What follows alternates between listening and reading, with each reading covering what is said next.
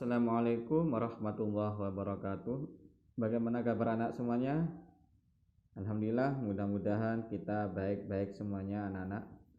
Baik anak-anak semuanya, pada kesempatan ini Pak Muhajir menyampaikan materi kemuhammadiyahan bab yang kedua, yaitu kaderisasi Muhammadiyah. Sebelum Pak Muhajir menerangkan lebih lanjut, perhatikan anak-anak semuanya yang ditayangkan Pak Muhajir ini. Jadi kader itu anak-anak semuanya adalah anggota inti yang menjadi bagian terpilih dalam lingkungan pimpinan serta mendampingi di sekalian kepemimpinan. Itu pengertian dari kader anak-anak semuanya. Dalam pengertian yang lain yang mudah kita pahami adalah kader itu pasukan inti. Nah ini ya, salah satu contoh gini anak-anak semuanya, dalam suatu kampung RT atau Pak Kedukuhan, di situ kalian aktif di Karang Taruna, di RT, di remaja masjidnya, maka kalian sudah termasuk bagian dari inti dalam masyarakat tersebut, yaitu kader. Seperti itu ya. Jadi yang mudah dipahami seperti itu. Baik anak-anak semuanya, bagaimana dengan Muhammadiyah sebagai organisasi kader? Karena begini anak-anak semuanya, Muhammadiyah telah berdiri pada tahun 1912 sampai sekarang ini kurang lebih 1 abad lebih ya anak-anak. Jadi mengapa Muhammadiyah bisa berkembang begitu pesat, kurang lebih 1 abad ini mengalami perkembangan yang sangat pesat sekali?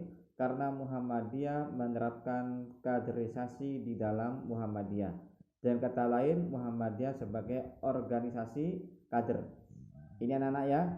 Jadi sejak Kiai Dahlan bagaimana membuat sekolah atau madrasah, lalu pendidik, lalu membuat organisasi Aisyah dan seterusnya, lalu membentuk Angkatan Muda Muhammadiyah, pengkaderan Angkatan Muhammadiyah, itu dalam rangka adalah sebagai kaderisasi Muhammadiyah. Jadi sebagai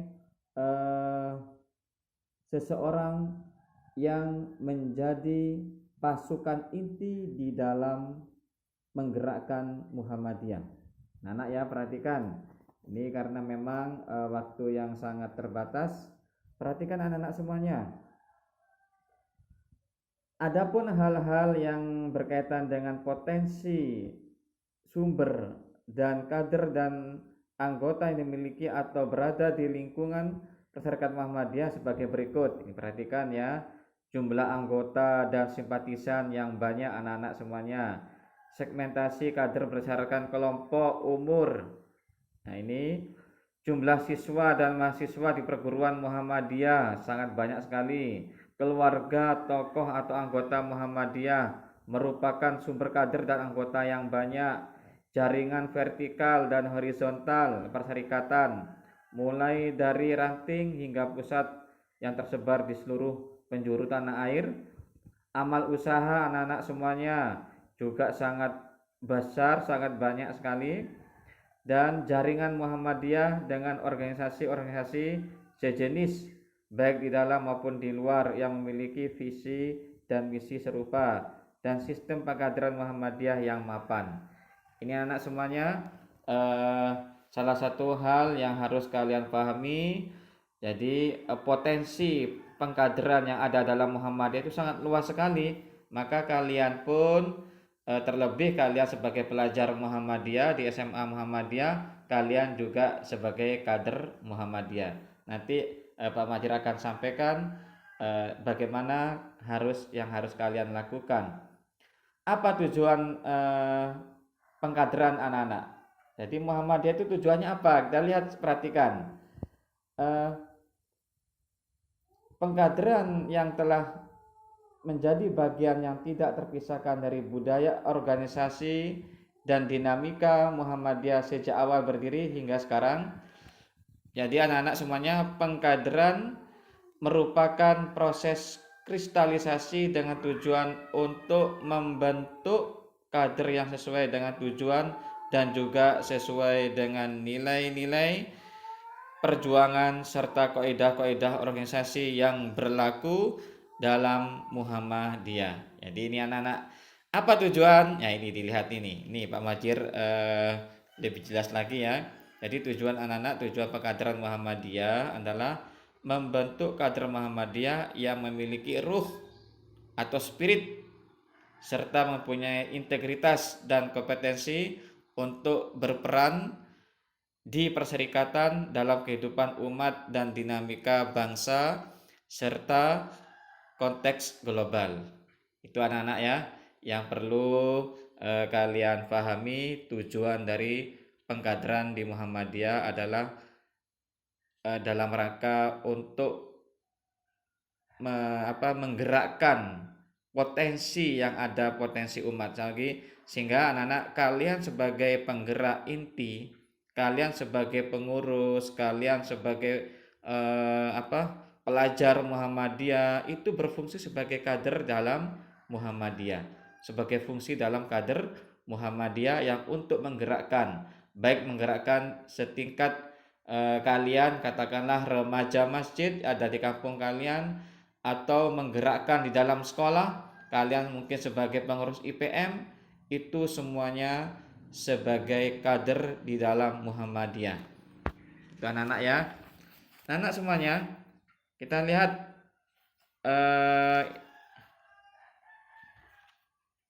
jalur. Nah ini ya, ini ada macam-macam jalur kader Muhammadiyah. Jadi ada jalur kaderisasi Muhammadiyah. Kita lihat anak-anak semuanya pada halaman berikutnya. Yang pertama adalah jalur keluarga. Ini anak-anak semuanya. Misalnya jalur keluarga ini adalah bila seseorang dari keluarga memang latar belakangnya Muhammadiyah, lalu dikenalkan kepada anak-anaknya atau putra-putranya dengan lagu-lagu Muhammadiyah, diperkenalkan dengan logo Muhammadiyah, diperkenalkan dengan gambar Kiai Haji Ahmad Dahlan, pendiri Muhammadiyah, diajak pengajian. Nah ini sudah termasuk kaderisasi Muhammadiyah jalur keluarga ya. Itu anak-anak. Yang kedua ya, ini yang masuk terhadap kalian ini, yaitu jalur pengkaderan melalui amal usaha. Jadi apa saja anak-anak amal usaha Muhammadiyah? Sangat banyak sekali. Dalam hal ini Pak Majir hanya menyampaikan yaitu amal usaha setingkat kalian, yaitu sekolahan SMA Muhammadiyah. Nah, kalian ada di sekolah Muhammadiyah ini juga dalam rangka untuk pengkaderan Muhammadiyah.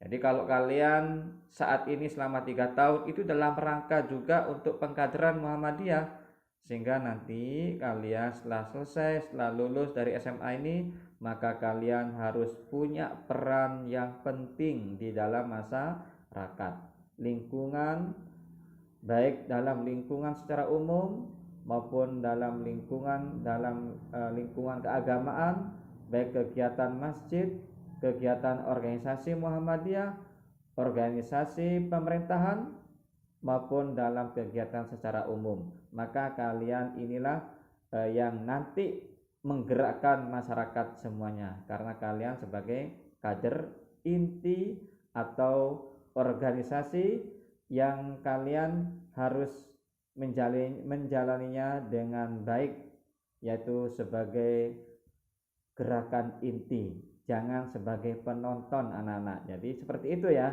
Jadi jangan sampai kalian itu hanya sebagai penonton di dalam lingkungan kalian masing-masing. Apalagi kalian SMA Muhammadiyah sudah terbiasa dengan organisasi IPM dan juga organisasi yang lain, maka kalian harus punya peran yang penting. Yang ketiga anak-anak, organisasi otonom. Ini biasanya di antara kalian itu ada yang aktif di IPM.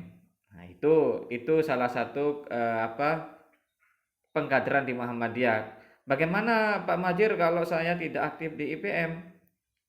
Kalian sudah masuk di sekolah Muhammadiyah itu sebagai pengkaderan, tidak harus semuanya aktif di IPM, tetapi pengkaderan lewat organisasi otonom itu juga bagian pengkaderan, jadi bagian latihan menjadi pengurus dalam organisasi. Kalian pun biarpun sekalipun tidak aktif di IPM, kalian pun sudah aktif di sekolah Muhammadiyah, secara otomatis kalian juga sebagai kader Muhammadiyah. Itu anak-anak ya.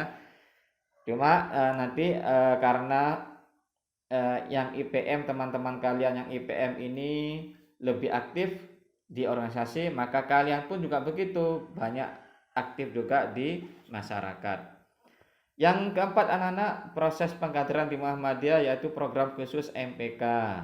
Jadi program khusus adalah kegiatan-kegiatan baik formal maupun non formal yang diselenggarakan oleh Majelis Pendidikan Kader. Nah, ini anak-anak biasanya MPK ini mengadakan pengkaderan itu tergantung kepada program masing-masing majelis atau amal usaha, bisa 1 bulan sekali atau berapa minggu sekali lah, yang sifatnya adalah bertahap. Ini anak semuanya yang harus kalian pahami bagaimana menjalankan pengkaderan di Muhammadiyah.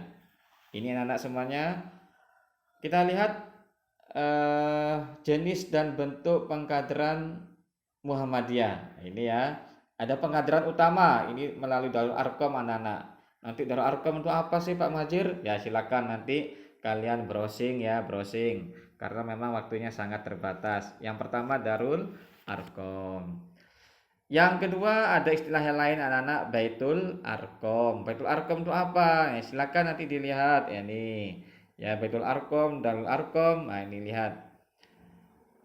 Yang kedua anak-anak, pengkaderan fungsional. Jadi kegiatan kaderisasi yang terstruktur namun tidak ditetapkan standar kurikulumnya secara baku ya, untuk mencukupi kebutuhan dan fungsi tertentu dari majelis atau lembaga. Anak semuanya, kalau seperti ini sifatnya adalah seperti pelatihan, kursus, yang kursus khotbah, kursus ceramah, semuanya seperti itu. Jadi pengkaderannya melalui sifatnya adalah insidentil, jadi pengkaderan fungsional. Misalnya kalian kepingin aktif di Kokam, maka ada pengkaderan yang sifatnya mengarah kepada kegiatan Kokam. Pelatihan instruktur, nah ini termasuk salah satunya. Pelatihan yang diselenggarakan oleh majelis dan lembaga, ini sifatnya adalah pengkaderan fungsional. Anak-anak semuanya ada juga pengajian pimpinan, pengajian khusus, pelatihan tata kelola organisasi. Ini adalah anak-anak pengkaderan yang sifatnya fungsional. Anak-anak semuanya, saya kira apa yang disampaikan Pak Majir pada kesempatan ini, yaitu masih sesi yang pertama ini ya. Nanti Pak Majir akan menyampaikan sesi yang kedua. Yang jelas silakan untuk menutup tugas yang pertama dari Kemuhammadian ini anak-anak semuanya, untuk melatih kalian kreatif di dalam berorganisasi. Silakan kalian tulis suatu kesimpulan, suatu